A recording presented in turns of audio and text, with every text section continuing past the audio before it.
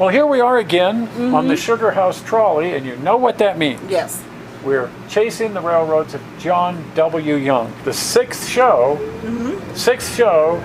in that series, and the final show in that series. That's we're going to make it to Park City this week. Yeah. We've said we're going to make it to Park City, but we haven't quite. Yeah, we finally made it to Barbacoa. We made it to Barbacoa. After the burrito in Barbacoa, we made it to the Baldwin Radio Factory, to Pioneer Village, to the Salt Lake Brewery. Right. We've made it to many places on our journey to Park City. Yeah. And this week we're going to make it. And if you haven't watched those other ones, you need to, because it talks about polygamy and the invention of the audio amplifier, which originally ran on compressed air, and the invention of television and earphones, and why you needed earphones if you were on a ship, and just a lot of just very interesting facts, and very little fiction. There's always some. Well, it's us. That's what happens when you're screwing around. There tends to be a bit of fiction too. At any rate, this week all the way up to Park City, and since this line doesn't go to Park City anymore, it goes to Sugarhouse and ends, we're going to be walking the grade. Not the whole 15 miles to Park City, but we're going to drive the car, but we're going to walk what grade we can find, explore that, and take pictures, and that's always fun. Pet dogs as we go along, because there's a dog park I want to find some more railroad spikes. Yes, and I bet we find some. We already have some from this line, because this isn't our first time to explore it. But check it out, all the way to Park City on the railroads of John Young, to Park City on the Scenic route. For the final chapter on John Young's railroads, we're returning to Hidden Hollow, this preserved little area right in the middle of Sugarhouse, just east of where the shops used to be in the old sugar mill. This is the original narrow gauge grade, still intact here in Hidden Hollow. The standard gauge grade was just to the south, and that area has been heavily developed. Back in the early days, the 19th century, the Hidden Hollow area was a very industrial area. This was the Hygia Ice Company right there at Hidden Hollow. They made ice using compressed ammonia out of distilled water. That would prevent your ice box from mineraling up as the ice melted. They also had an ice skating sheet. Yes, this is where I learned how to ice skate. It's also where I used to play hockey. Now notice these really cool water tanks. There's 3 of them on the roof of this building. This was the Peerless Laundry, and these water tanks were used for hot water and to drive a steam engine in the basement that powered the entire facility.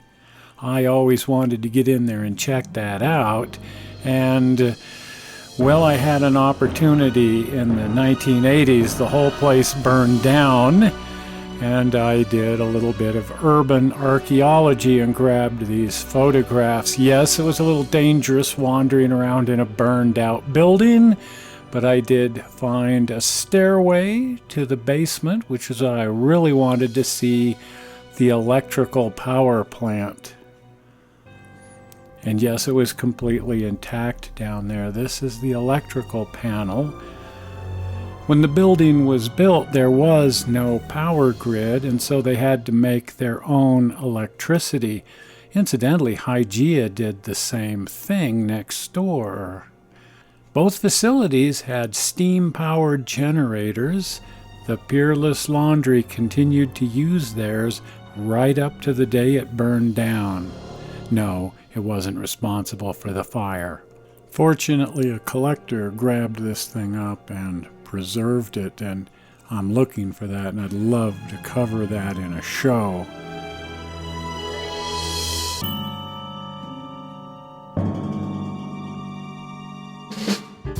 Originally, 13th East crossed over the tracks on a really flimsy-looking wood trestle.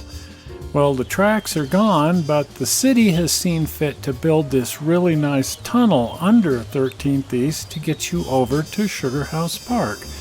The tunnel is just to the north of where the main line went into the park, which back then was the state penitentiary.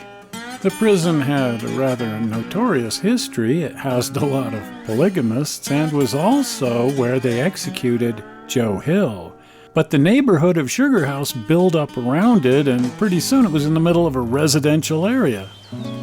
So in 1959, it became a city park, Sugarhouse Park. This was the site of the Salt Lake City dump, and while they were turning it into a park, well, they just buried the mound of trash. And there it is, and now it's the sleigh riding hill. How about that? Bet very few people know it was a mound of trash at one time. Anyway, the tracks followed the stream right up through what is now the park, right through here and across what is now 17th East into the Salt Lake Country Club. I would love to get in here and chase grades, but you have to pay, I believe it's a $4 billion initiation fee. You have to wear knickers, and in order to get to the grades, you would have to ask the governor and his foursome for permission to play through. This is more my speed. This is the Parleys Hollow Wilderness Park, which is dog-friendly. The place has a very interesting history. This interesting character built a road up the canyon. This is Parley Pratt, and from that point on, the canyon took his name and is still known as Parley's Canyon. He charged a toll to use the road, and everyone ended up using the road. It became the major way into the Salt Lake Valley. Just as he was finishing the road, the gold rush hit in California, and all the gold rush people used the road, which then took on the name the Golden Trail. Back then, the canyon was a dry and treeless place. Look how much vegetation has grown up naturally because of changes to the environment brought on by a city being built here. Now, as a kid, I practically grew up down here. This thing was right in our backyard, and I was forever down here. Now, check out this really, really well-built road. This is not Parley's Trail. This is the Lincoln Highway. In 1912, the trail was sold to a guy named Carl Fisher and a group of investors who said they were going to build a national highway system. The first road was the Lincoln Highway, connecting Times Square in New York to San Francisco.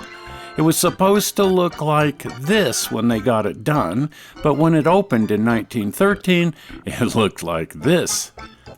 You had to be quite an adventurer to take to the open road in 1912, and not a lot of people did. This is why these guys wanted to create a national highway system, but mostly so they could charge tariffs to trucks. A lot of people were panicked that giving control of the national highways to private investors would lead to monopolies like it had with the railroads, so Congress condemned this system. The Lincoln became US 50. Today, many parts of the highway have been abandoned, including the part through Parleys Hollow. The Lincoln is on the left, John Young's railroad grade on the right. The railroad crossing formed there is seen here. Notice that there's very little vegetation here. That all grew up later, naturally. This is the same camera angle and position. Building a city does have a way of changing the environment, doesn't it? Here you can see some of the surviving railroad ties. A lot of the grade is quite intact down here and real easy to find.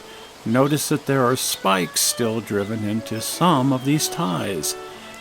And this is what remains of that little bridge in the photograph. As a kid, I used to play down here all the time. We called it the gully. A lot of these grades today are fenced off. Now here's an interesting thing. This was Dudler's Inn on Parley's Golden Trail. Later on, it ended up right on the Lincoln Highway. It was a significant watering hole and featured a couple of rooms for people who wanted to spend the night. They also featured a really nice wine list of all things. It burned down in 1952, and these foundations are all that remain of the place except for this. This was the Dudler's Inn wine cellar. As kids, we claimed that this was a medieval dungeon part of Bloody Mary's castle. Although it's officially called Parley's Hollow, most people still call it the Gully. Right in the mouth of the canyon was this facility. This was the Salt Lake Waterworks at Suicide Rock. Later, this whole deal was moved further up the canyon and became Mountain Dell Reservoir. John Young had sold the railroad to the Denver and Rio Grande Western, who promptly standard gauged it. But notice here that for a brief period it was running in dual gauge because they still had narrow gauge trains that needed to get up the canyon. All that remains of this facility today is the giant rock, Suicide Rock. Also, a freeway's been built right through the middle of the whole thing. This was the aqueduct that carried the water down to Salt Lake City. Here you can see the aqueduct just to the left of Parley's Trail. And here's a part of the aqueduct that has survived. For some reason it was built out of elaborate masonry at Dudler's Inn. At the waterworks, the same people must have built this fun little footbridge. It's much smaller than it looks. As a kid, I would sit on this thing and fish from the stream. The Gully is sure a great place to go explore grades or just get some exercise and walk your dog. About a mile into the canyon is this giant limestone quarry, still in operation. Back in the day, it was the quarry for the Portland Cement Company, and it was the biggest customer on the railroad. Now, when they standard gauged the railroad, some part of the original narrow gauge was in 4% grade, and it had to be abandoned and moved. Here you can see the original narrow gauge grade just below Lamb's Canyon. The narrow gauge then proceeded up Lamb's Canyon for a short distance. The trains then had to back across a short trestle and back out of the canyon and up 4% grade in Parley's Canyon to a Y where they could turn around and go forward back up the canyon. This is a Lincoln Highway bridge that replaced the short wood trestle. The Lincoln took over the narrow gauge grade as the 4% grades didn't really pose a problem for automobiles. The grade proceeded up the north side of Lamb's Canyon to the mouth of the canyon, where it made a sharp turn and proceeded up Parley's Canyon. All of this avoiding the need for a giant trestle across the mouth of the canyon here. Here you can see the Lincoln Highway bridge, and if you look closely you can see the stone abutments for the wood trestle. This is the standard gauge grade that replaced all of that. In order to gain elevation, the standard gauge had to build 4 huge wood trestles and a series of switchbacks, all to gain elevation. This was the second of those huge trestles that crossed over the stream in the middle of the canyon, then proceeded out around the end of this hill over a third trestle, then gaining elevation going around the back side of this hill, and then crossing the 4th trestle much higher on the side of the canyon. In this great old photograph you can see 2 of these trestles. The one in the foreground here is the one that crossed over the stream in the middle of the canyon. In the background here you can see the old 4% grade which has been abandoned. It's easy to see why standard gauge trains couldn't possibly pull this hill. Now you can also see in the photograph the first trestle, the one across the mouth of Lamb's Canyon, and you can see the Lamb's Canyon section house and water tower. This is the 3rd trestle high on the side of the canyon. Notice that all of these trestles have been replaced by fill. There was certainly no point in tearing these 4 trestles down, and so they were simply buried under fill. If you climb up on the top of this fill, you can actually see some parts of the trestle. Erosion has started to reveal the old trestle. Now, while these trestles were very large, they weren't very heavily built. Only small locomotives were going to come up here, and so the trestles themselves are actually a fairly lightweight construction. but they were most certainly spectacular. And the scenery here was quite spectacular too. Here's trestle number 2, and here's the view down canyon from trestle number 2. At the summit, you can find a few bits and pieces of the narrow gauge grade that crossed over the top of the summit. The standard gauge grade is much further down on the canyon as it crossed under the summit through a tunnel. This was the west portal to the tunnel, now completely caved in. Below the summit at Gorgoza, the two grades came back together and the standard gauge was simply laid on the narrow gauge all the way into Park City, where John Young had this nifty little depot. Unfortunately, long lost to history. What does survive is the freight depot and the Union Pacific depot. John Young's railroad met the Union Pacific in Park City. The two railroads shared a small switching yard here. The Union Pacific depot is still standing, now a restaurant owned by Robert Redford. Now this too was something of a depot. This was the connection to the Crescent Tramway. The Crescent Tramway was a 30-inch gauge railroad that brought mineral down from several of the mines. There's 1,200 miles of mine tunnel under the city, and there used to be a lot more of these old mine buildings around. A lot of them are gone now. But as a young man, I like to go exploring these. Yes, I did have a way of finding my way into the tunnels, and, well, let's just say that's a story for a future show, perhaps. Well, after completely destroying our feet, Karen and I stopped at one of Park City's great restaurants for a bit of dinner. Park City has certainly emerged as one of Utah's best places to go and just have a really nice evening.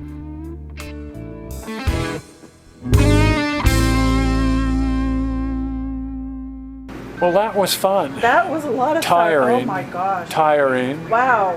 My feet are like, I haven't walked that much in years. I haven't my either. feet are all swollen. My hip is upset. Yeah, my knee is all swollen and my back is killing me. But it was fun. Angry body parts. We all know my brain has been messed up for a long time, but this time my hip and my knee and both feet are also joining.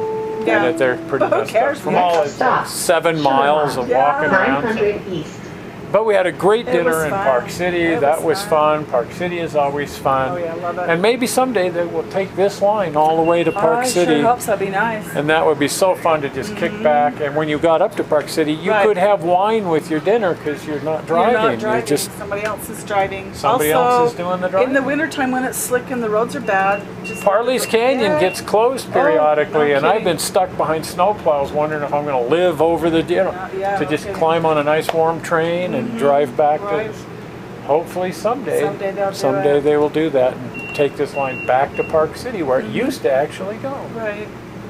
Well, if you haven't watched the other 5 episodes, go back and do that, because you got the invention of the audio amplifier, which originally ran on compressed air, and that's pretty different. And you got the invention of television and cold fusion and headphones. Yeah, that's there. I'd be lost without those. Burrito. Yeah, and, we went to Barbacoa finally took me over there. A few philosophical statements on the meaning of life. Yeah. It's all there in the other all 5 there. shows.